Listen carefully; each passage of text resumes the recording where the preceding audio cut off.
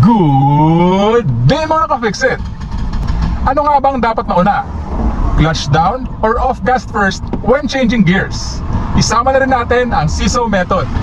Yan ang ibabahagi ko sa iyo ngayon in this episode of Fixit Dennis, fixing the way we drive.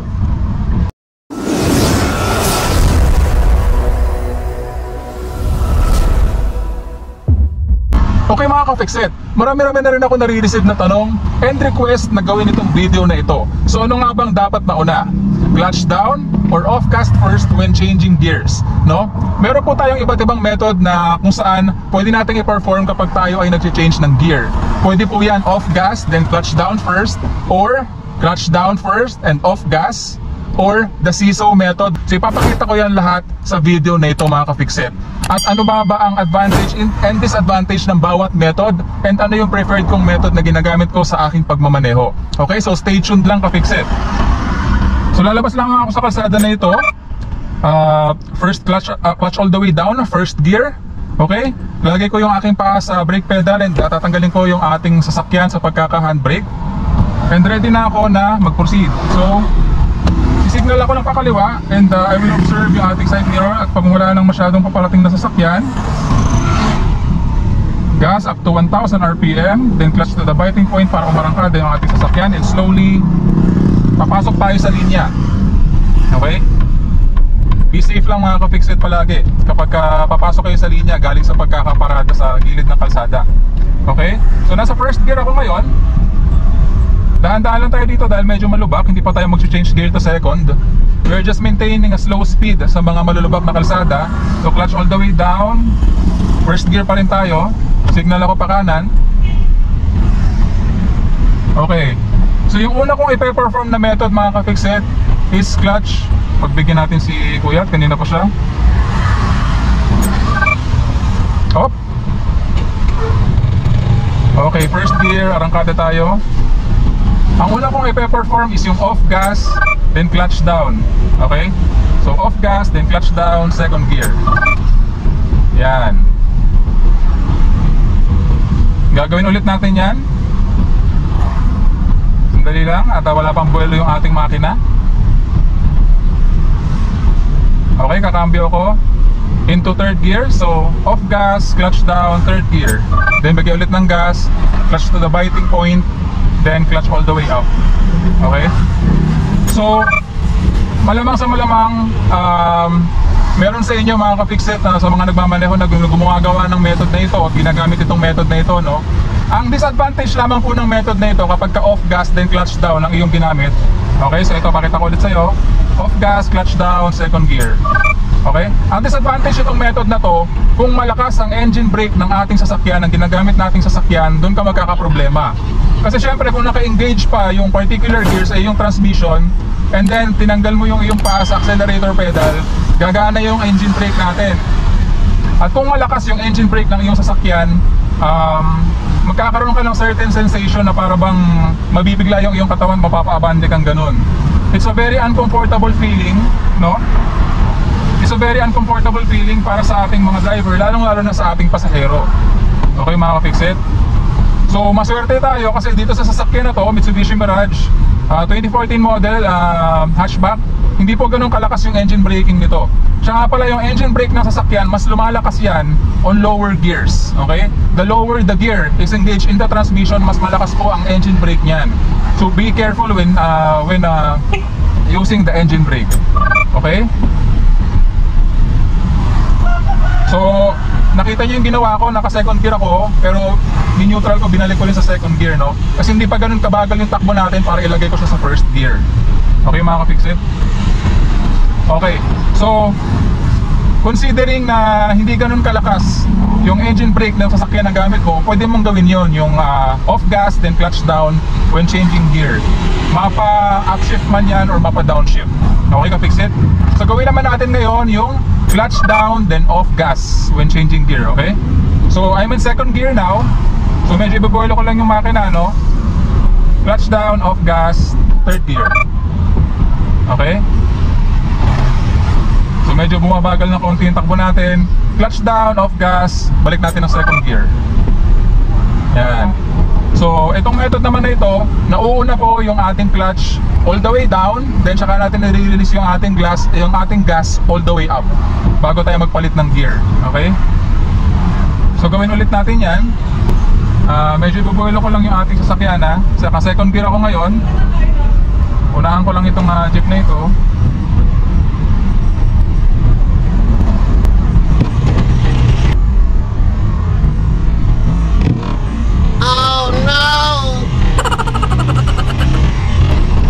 Clutch down, off gas, third gear. So nahulog yung ating cellphone. Medyo napasobra yung boiler natin mga kapiksit. Tatabi ko lang sandali dito. Okay. Then handbrake, neutral. Then mag-ano ko hazard. Sandali lang, kunin ko lang yung aking cellphone. Saan na napunta yun? Yun.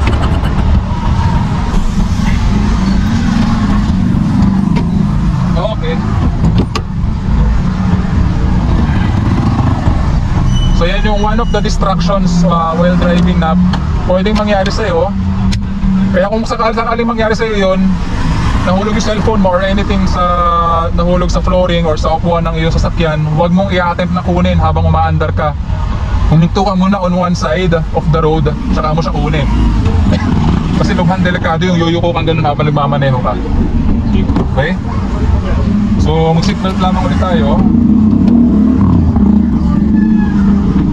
So tatanggalin ko na sa pagkaka-hazard yung ating sasakyan. Sisignal ako pa kaliwa. First gear, clutch all the way down, first gear. Alisin ko na sa pagkaka-handbrake yung ating sasakyan.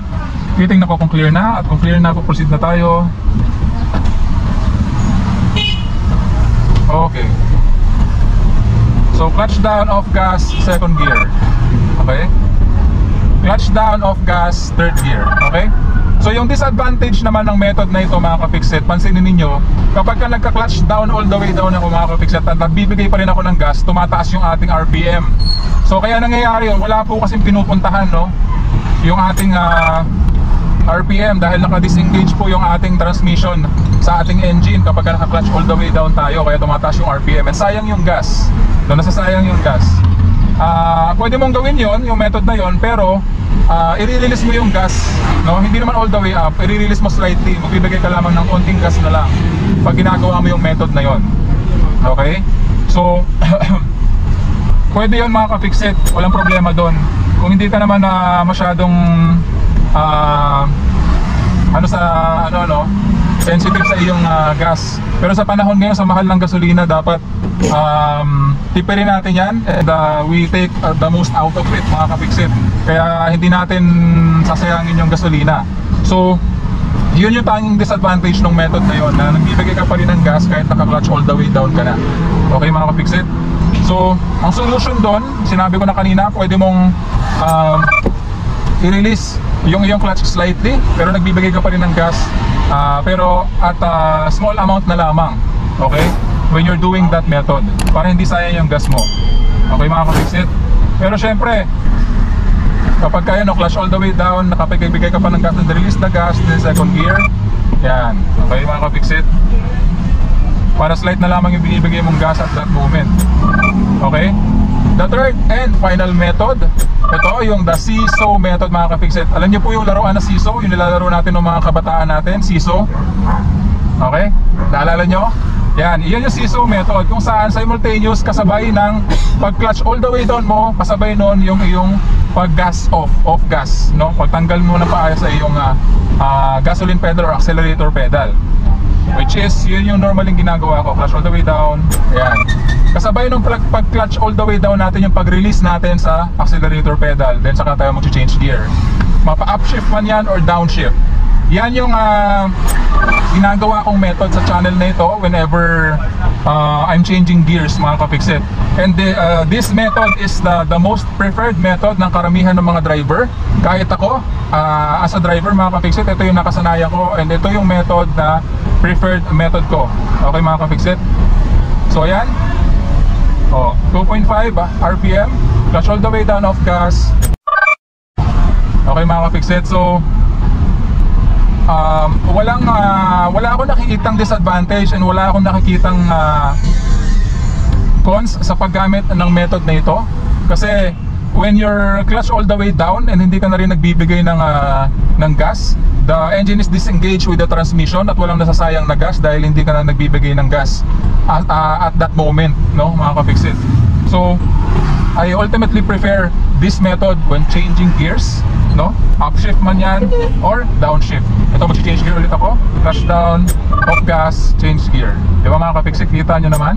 Very effective yung ganitong klase ng method.